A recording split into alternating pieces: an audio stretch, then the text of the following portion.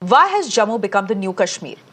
Is it because troops from Jammu were shifted to the China border when the standoff in eastern Ladakh started? Is it because of the impending elections? Is it because India's anti-infiltration grid has failed? Is it because we took our eyes off Jammu while concentrating on Kashmir and eastern Ladakh? I'm putting these critical questions to my guest this evening. General Hasnainn, good evening, and thank you very much for joining us here on the broadcast. SP Vaid is a former DGP of Jammu and Kashmir. He's joining us on the broadcast as well. General Hasnainn, when Kathua happened, we had discussed this very question. Why Jammu? I think there is some degree of clarity on why Jammu is now the new hunting ground for Pakistan-based terrorists. My question is a simple one.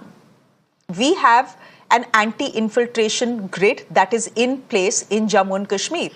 Our borders, the LOC is very heavily guarded.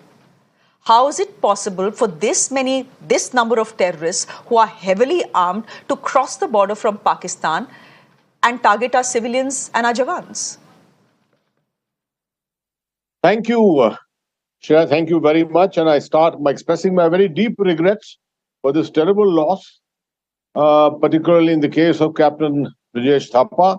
His father happens to be a cadet of mine and also a regimental officer. But besides that, lives of all four plus these policemen from the Special Operations Group, very, very special to all of us. I deeply regret this. As to your question, I think I'll have to do some plain speaking on this too, without holding back anything on it. See, Shreya, infiltration and counter-infiltration are one of the most difficult operations you can ever come across in any hybrid war conditions. A lot of people say you got a counter-terror, you got a counter-infiltration grid, so your infiltration should be zero. At the end of the year, you should have killed so many terrorists, and that many terrorists should have been reduced with no more coming in. This is never possible. This is theoretical. Those who look at all this theoretically, they will state it.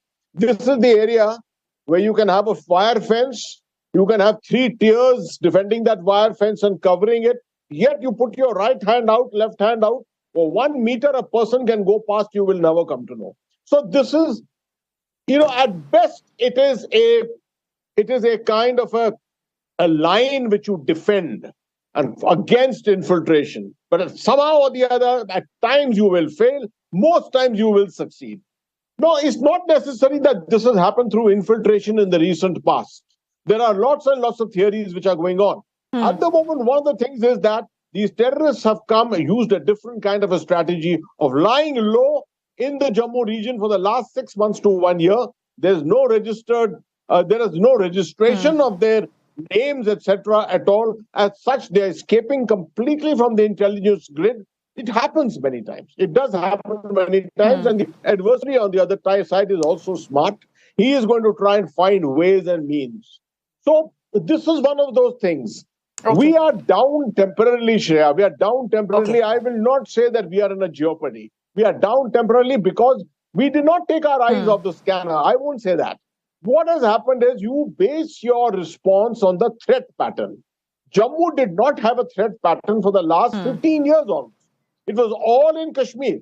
Then in 2020, Eastern Ladakh suddenly erupted. So when we say that we have sent troops to these places, correct, these are threat-based responses that we have done. Now that Jammu has woken up, I agree our intelligence should have been better. We should have anticipated this. But now having had these kind of instances, we are responding. It will take a little time to get the intelligence grid back into place, to get our contacts, our ability to network with the local civilians, everything. I think the effectiveness is waiting for one major successful operation, and then that will be.